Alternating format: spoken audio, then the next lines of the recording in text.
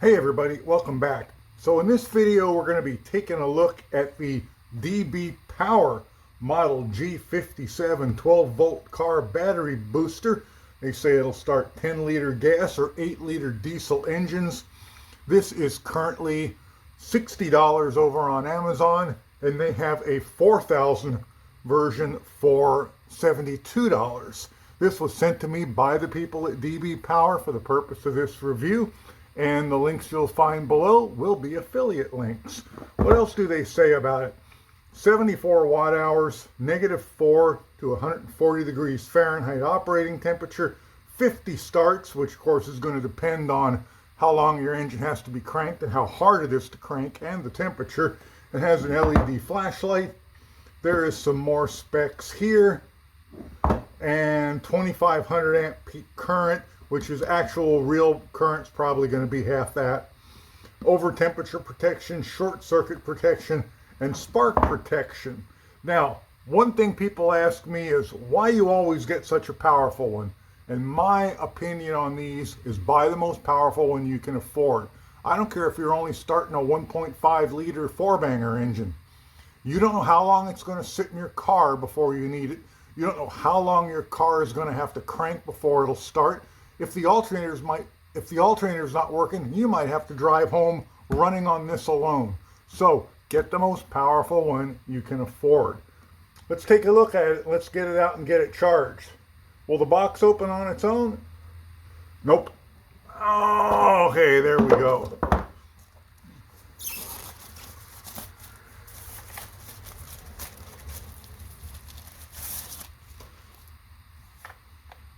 Currently showing 3 bars of power when it arrives, which is nice. There are the specs again on the back. There is a warning label about probably how not to kill yourself with it. Here on this end we have the engine start connection. I never have the fingernails you need to get these open. That's okay. That's why I have knives. There we go. That's where your jump start, your booster cables plug in. We have 2 USB outputs. We have a USB-C input, and we have a flashlight. How do you turn the flashlight on? No idea. We'll figure that out. We'll get the instructions out. We'll get it charged. Let's see what else you get in the box. Just smacked my head into the camera. You get a little carry bag for all of it. That's kind of nice to keep it arranged in your car. Here is the little jumper box. Those are awful short. Hey, look what they did. They did something smart. They made one longer than the other so you don't accidentally short them together. And there are some instructions on the back of there. There's our plug-in. Those look like, wow, those have a pretty good spring, and those look like pretty decent cables, I have to say. All right, what else you get? Oh, I saw a USB charge cable here. How long is that? About 6 inches. Yeah, I don't know. Might be a foot long. I'm sure you got a better one. Well, maybe not better, but I'm sure you got a longer one. And we have an instruction booklet. Oh, G57, so it actually goes with the one we purchased. Yay, DBPOWER. That doesn't happen all the time. Intelligent jumper clamps. Well, that's good because most people who use these are not intelligent. 1 storage bag, 1 user manual, 1 USB cable. How to jump start your car, that's nice. Oh, you can also charge your phone or tablet from it. Oh, there you go. Holding it down turns the LED on. If you hold it down and turn the LED on, do you then get other modes? Oh yeah, there you go. There's your SOS mode. Well, good morning. It is about 9:30 the next morning, and this has been on the charger all night long. And it shows full strength, and it's a chilly morning out, or at least chilly for us. It's about 36, 37 degrees. Oh yeah, we are chilly this morning. Don't know if you can see it, but that's black roof, and it is covered in frost. Okay, our jumper box with the cables is plugged into the main box, and the instructions say the jumper cable must be connected to the jump starter first and then to the positive and negative poles of the car. Blinking green means the jumper cable's connecting the jump starter is right. ready to connect the car battery. Bright green means all connection is right, start the engine. Flash, I wonder what the difference is between flash and blinking. Okay. Strobe, after the car has started, remove. Red means something's wrong, don't keep doing it. Okay, let's see what happens. So, I have got the battery completely disconnected, and I have the distributor disconnected, so the car will not start. Red goes to red, like that. Oh, those cables are not very long. See if we can arrange this. I mean, they're long enough, but I would call it just barely. All right. We're solid green, so we are ready to start the car. Let's see if it'll crank it without a battery connected and for how long.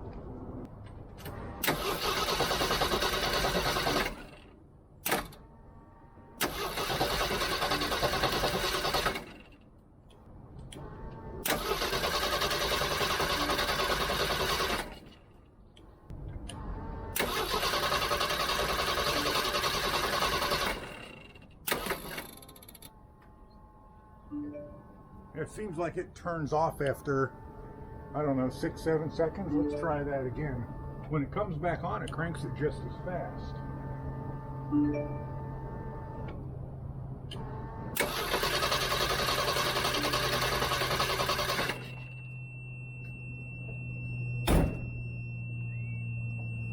I guess it's supposed to do that. Maybe I should have read the instructions.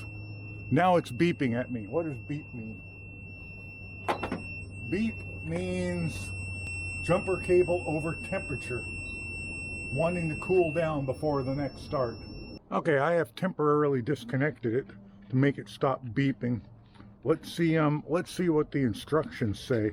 Don't crank for more than 3 seconds and allow the jump starter to cool down for at least 1 minute after each start. Okay, so let's look at what it says, how to start your car. Press the power button, make sure it's at least 50%. Plug it in, make sure the green light is blinking. Connect the clamps to the vehicle battery. Green light is always on. All connections are right, ready to try and start the engine.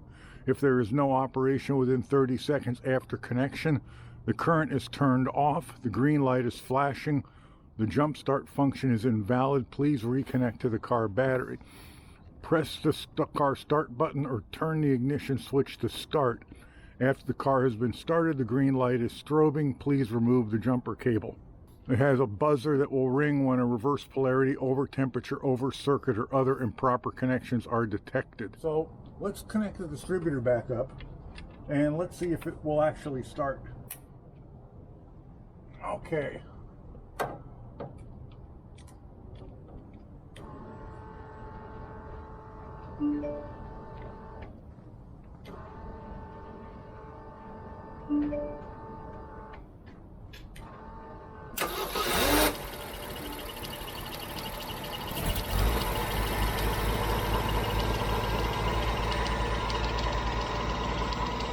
They started it no problem. The car battery is still disconnected. I'm running completely off of the jump starter. Hard to see here with the cable so short. But the car battery is completely disconnected.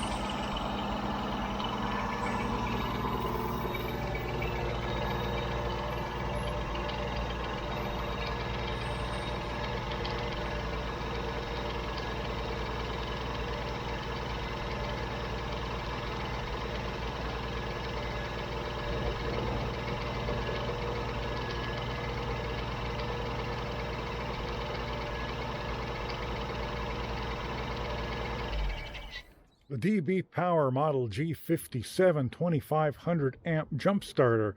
What do I think of it? What are some of my likes and dislikes? Well, my likes are it worked really well. It cranked my old Jeep CJ7 faster than the vehicle's own battery will crank it, and it cranked it more than enough to start it 6, 7, 8 times, and it still is at, can't see it out in the sun, but it's still at 3 out of 4 bars of battery strength. So there's a lot of reserve capacity in it. I like the automatic nature of this as well. I like the fact that you really don't have to do anything other than plug it in, hook it up, and go crank your engine. There's no buttons to press.